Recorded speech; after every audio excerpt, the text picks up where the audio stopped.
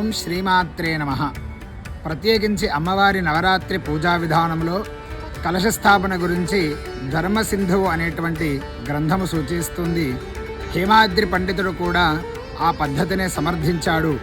ఇంటి ఆచారాల మేరకు నవరాత్రుల్లో సప్తశతీ పారాయణము, సువాసిని పూజ, భోజనాదికాలు, కుమారీ పూజలు, ఉపవాసం వంటివి పద్ధతులను అవలంబిస్తూ ఉంటారు.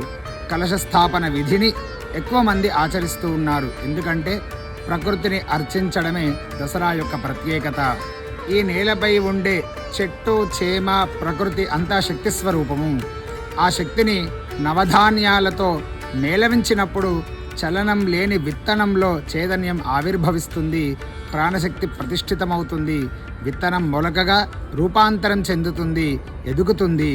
పంచభూతాలు ప్రధానమైన జలాన్ని కలశంలోకి ఆహ్వానిస్తాము. ఆ కలశము సర్వ నదీ జలాలకు, సర్వదేవతలకు కూడా స్థానమవుతుంది.